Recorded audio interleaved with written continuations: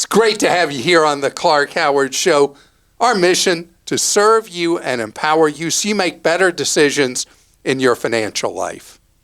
Friday is a fun day, and I get to make mine even better. I look so forward to this, Christa. I know you do. Because this is our weekly Clark Stinks segment. And we get to hear how I can do a better job serving you or where I'm just plain dumb. Now, something we're going to talk about later, timeshares. I got to give you an update on them.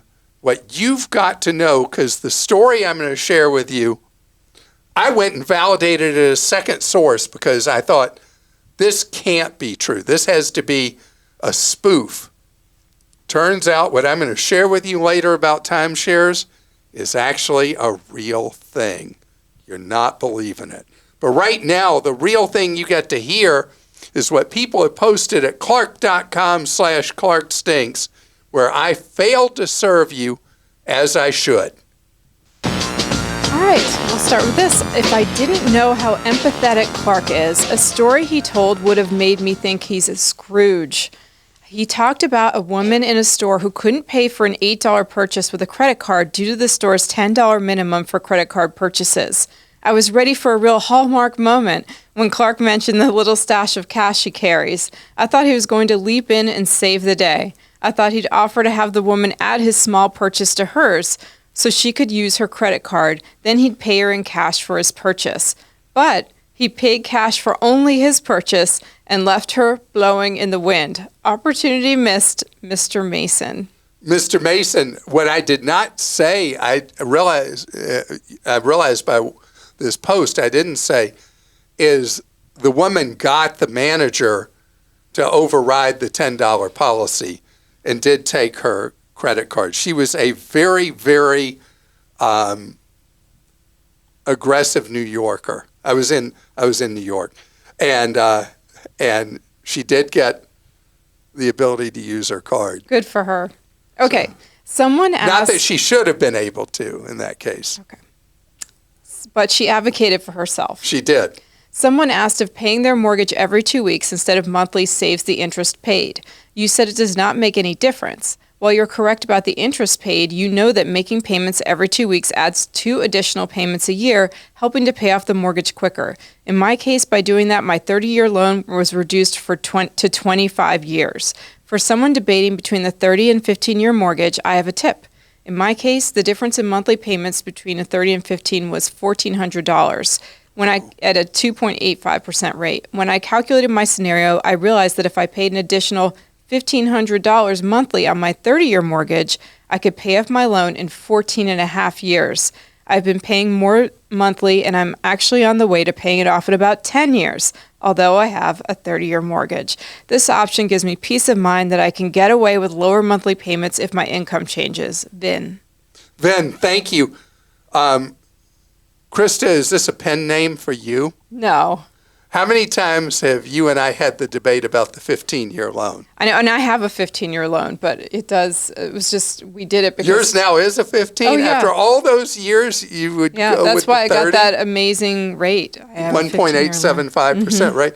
Okay, so yes, as I recall that question, and I may be wrong, the person said they were making 2 payments a month.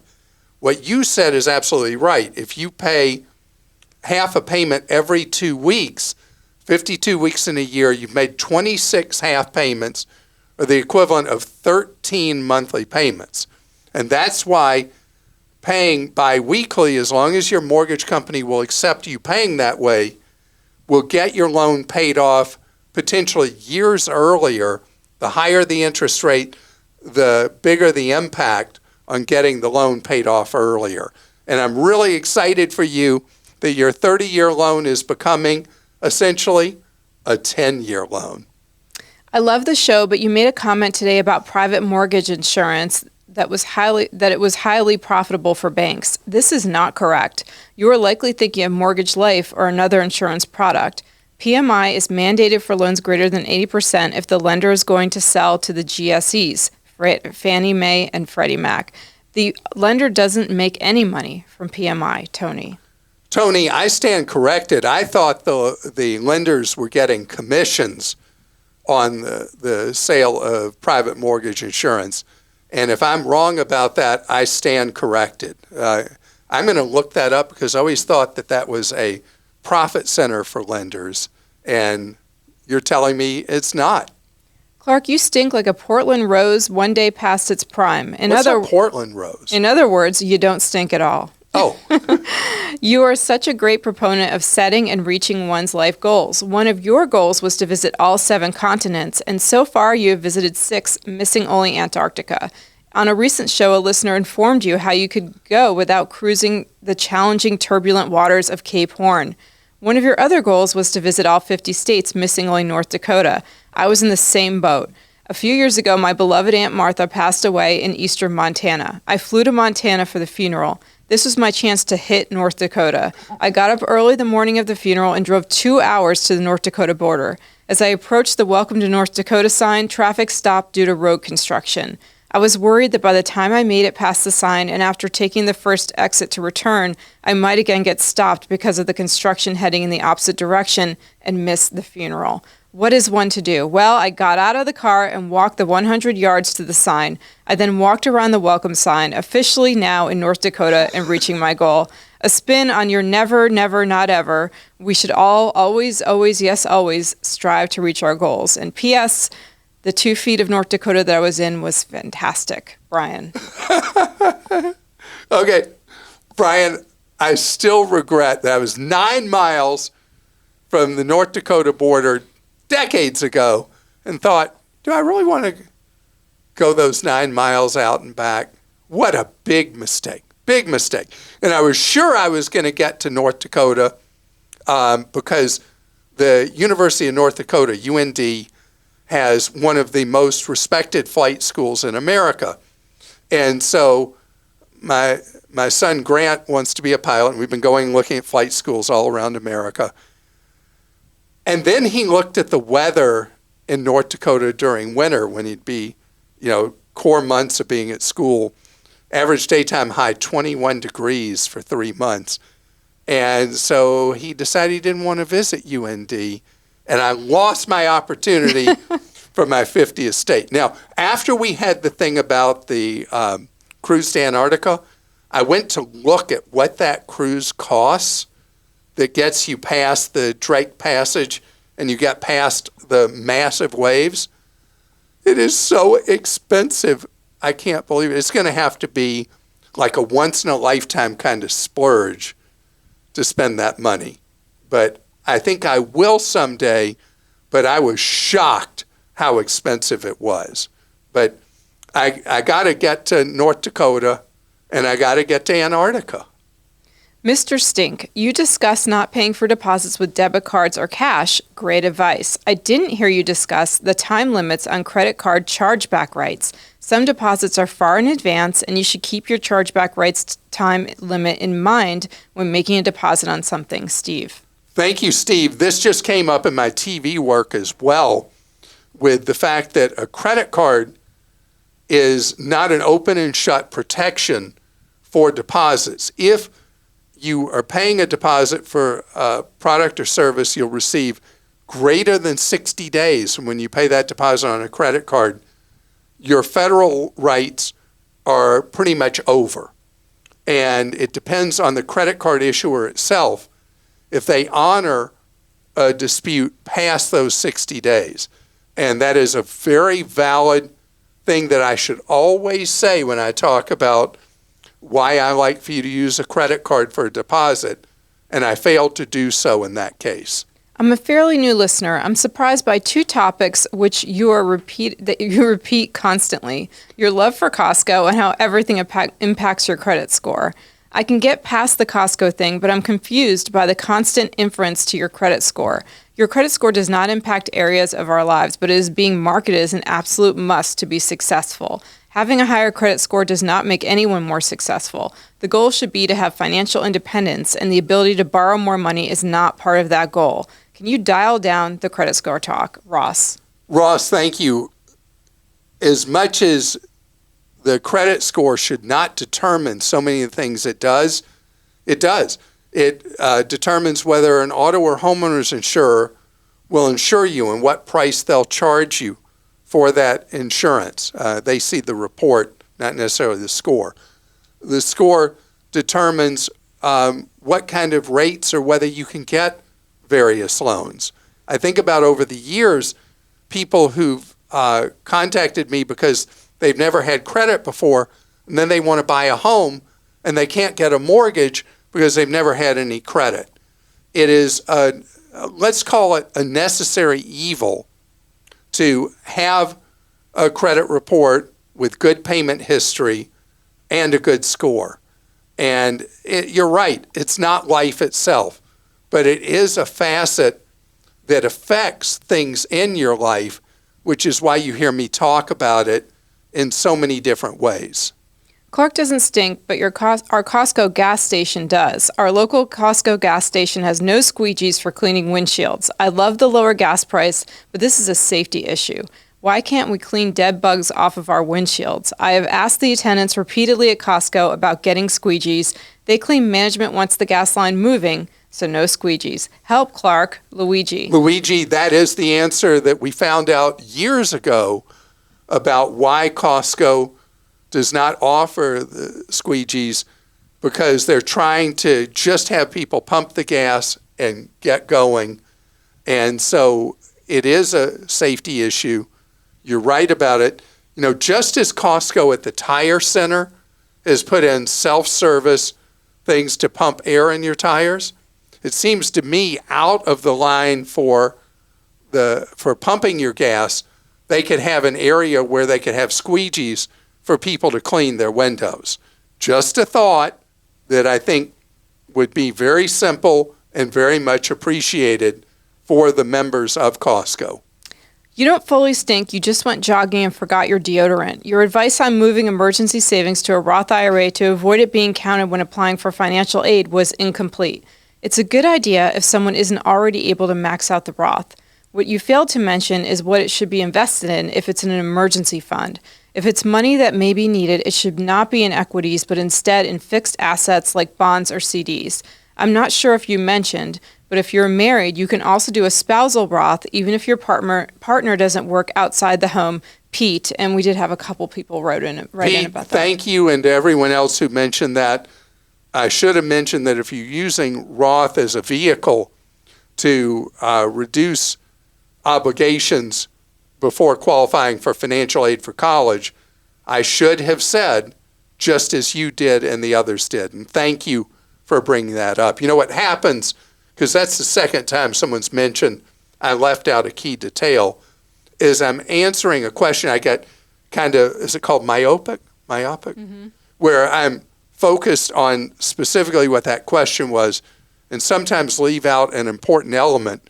And obviously, I should always mention that you don't invest money in a Roth if really it's a vehicle to be able to help with college and the money's going to be used in a short while. It has to be in a parking space inside that Roth, not invested. Your advice about using hardware keys as a second factor for online security left quite a stink. It's right that these hardware keys are best practice for securing online accounts, but you're putting people at risk of permanently losing access if you don't also mention the best practice of always pairing two hardware keys. One you use to log in and one you keep locked away as a backup. You see, the security key only provides security if you remove all other fallback options like a text or email, and if you only have a single key paired with you're putting your listeners at risk of losing account access for good. I know multiple people who have lost access to their Google accounts of more than 10 years by using hardware keys without thinking through the risks. Chad. Thank you for mentioning that. When I first talked about security keys, I mentioned you always buy two. You do a Noah's Ark rule, just as you described. I have two, and the reason is exactly as you said. If you lose your first one, you have the second one as a backup. Eric from North Carolina asked about seeing his IRA from Schwab and TD Ameritrade in one place.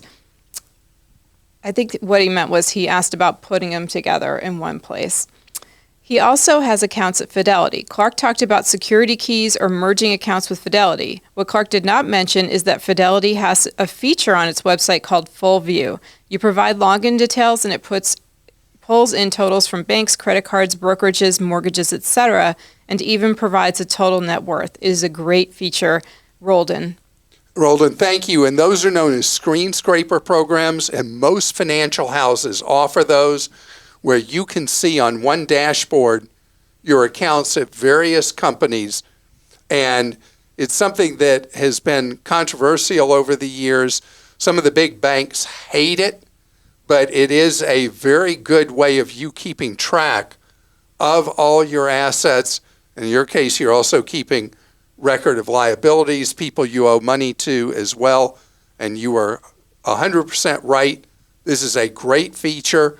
As far as screen scraper programs, dashboards that show all your money, being a ripe target for fraudsters stealing your money, that is a theory. I've not ever heard of that being an actual real issue or real problem. And I appreciate all of you who wrote in suggestions, corrections, or additions to things that I've said. Coming up ahead, an industry I didn't think could get any worse, timeshare reselling scams. You're not going to believe it actually has gotten worse. I'm going to tell you straight ahead. So you get into timeshare, and you may love your timeshare. Unfortunately, for many people, there comes a time where the timeshare doesn't fit in your life anymore. And then you go to try to unload it, and it turns out there is no market to buy your timeshare. In fact, that's why I call timeshares a defective product. Because even if you love your timeshare, eventually your life circumstances change. Something happens, maybe you hate it up front, and you're like, why did I buy this thing? And then you're stuck with it because there is no viable secondary market for timeshares. People desperate to get out of the timeshare, though, are susceptible to the con artists that run timeshare resale services that say, oh yeah, we're going to get all this money for you for your timeshare. You're going to be amazed. I mean, we've got buyers right now who so want your weeks that we can even make a profit for you. All you have to do is pay us X number of dollars up front. Fish, hook, and mouth, they got you. They reel you in, and then they're gone with the wind. So of the things you need to hear that is just beyond belief, it's now an organized crime activity according to the U.S. Treasury Department. Yes, criminal rings have decided it's so lucrative to cheat people by pretending that they can get your timeshare resold that is valuable enough that con artists from organized crime are doing this as an activity. Listen to this. One of the wings of a Mexican cartel, drug cartel, is now doing this as a side activity. I mean, wow.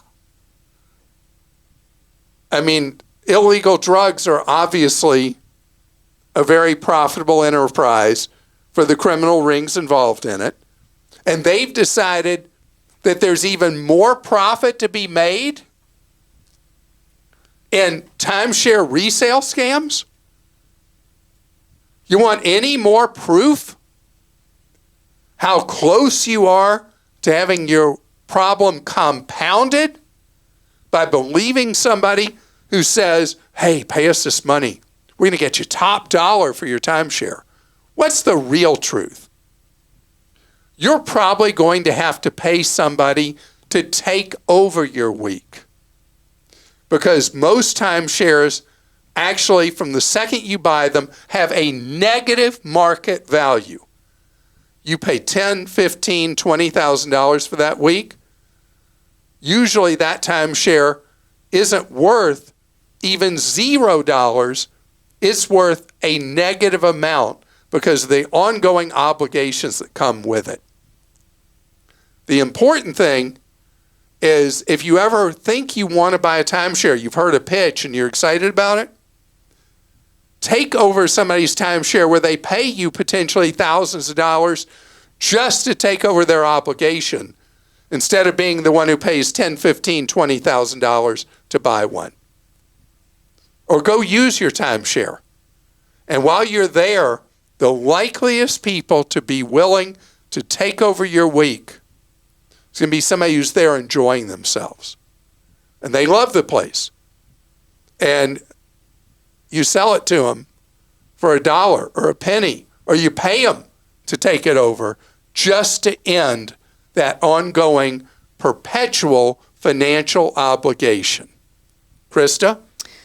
Farhan in Texas says, my parents aren't very good with money and they currently don't have any retirement saved. My dad is 53 and my mom is 63. They have a lot of health problems as well. So my question is, should I include them in my financial plans? Should I plan to save a retirement for them? Should I try to help them make better financial decisions? And then I wanted to read this too. She said, thank you for all your help in podcasts and articles. My husband Adam and I are fans, but my husband is your ultimate fan guy. He listens to your podcast religiously and has been for years. And whenever we have a financial question, your website is the first he visits. It's his birthday on May 6th. If you said hi to him on your podcast, it would be the best birthday gift ever. All right. So, Adam, I will not sing to you for tomorrow, but I will tell you this. Even though it's the 5th and your birthday is tomorrow, celebrate this way. It's already your birthday as we're speaking in New Zealand, Australia, and much of Asia. So happy birthday from the people of the extreme South Pacific and from Asia. I hope it's a great one. Now, to your question, a lot of adult children are finding as their parents age that the parents have the dual problem you described. No money saved for the future and medical problems. I just had a call from somebody who was a family friend asking me this exact question as they were dealing with a destitute older relative, and they were all trying to figure out what to do. So, for your parents, it's really late in the game for them to build up savings.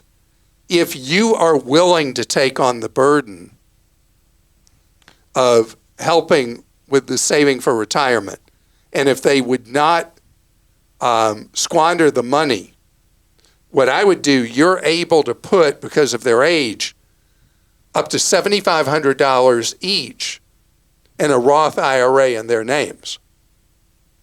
And that's a transfer of generational wealth in reverse. But if you do that, the money can grow tax-free for them. And the second aspect of this is it's a non-taxable event for you because you're able to give any other person up to $17,000 a year without any tax implications at all. Now, as someone pointed out, this is an added thing. I won't dwell on it. If you don't have millions of dollars, you don't even have to worry about that. You can give them whatever amount you want. But the smartest, most efficient thing to do, if they would leave the money alone and let it grow, is the $7,500 each year in a Roth IRA for them, preparing for when they are not able to earn and not able to take care of themselves, that they at least have that money growing tax-free for the years till that would occur. Christa? Okay. Chris in Illinois says, I'll be retiring soon, and luckily with a pension at the age of 50. Wow. I have a hobby of upcycling furniture and would like to continue in retirement. What are your thoughts on creating an LLC and taking the tax advantages I hear so much about? There are some startup equipment costs as well as ongoing purchase of materials. I would consider this a part-time gig. Okay, so how neat. So upcycling is when you you get furniture cheap, you repair it, and you put it back for sale. You don't need an LLC to do that unless you're worried that somebody might sue you because a chair you upcycled put them on the ground or something. I'm just being silly. I'm trying to think of any liability risk you'd face. As a limited liability company is specifically for you to do business within and as that LLC and limit exposure to liability for you personally. I can't imagine with what you're doing that that's really an issue. You can be what's known as a sole proprietor. There's a tax form for this that is pretty easy to fill out. You just keep a record of your expenses in setting this up, your income from it, and you report the net on your tax return each year. The LLC is not really necessary until this becomes like you start hiring employees or anything like that. There's more liability exposure and risk. Then you would definitely want to establish an LLC at that time. The tax benefits are equivalent doing it as a sole proprietor versus not. And Shirley in California says, I'm going to be doing a big remodel on my 60-year-old mother-in-law apartment near my house. I think mother-in-law's apartment, probably. It's in decent shape, but needs a total cosmetic update. I plan on putting in new kitchen appliances, kitchen countertops, flooring, and bathroom shower tile. Should I be buying the large appliances and other things when I see them on sale this year, or wait until just before the contractor starts working? Is the savings on money not worth the risk of buying early? In this case, Shirley, because appliance costs have been declining, we had a big spike during COVID because of supply chain disruptions. The deals on appliances continue to get better. The economy is slowing down.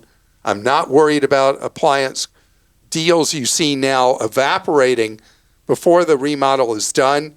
You have to store these things. You got to deal with all that. I would wait. And there's sales on appliances all the time.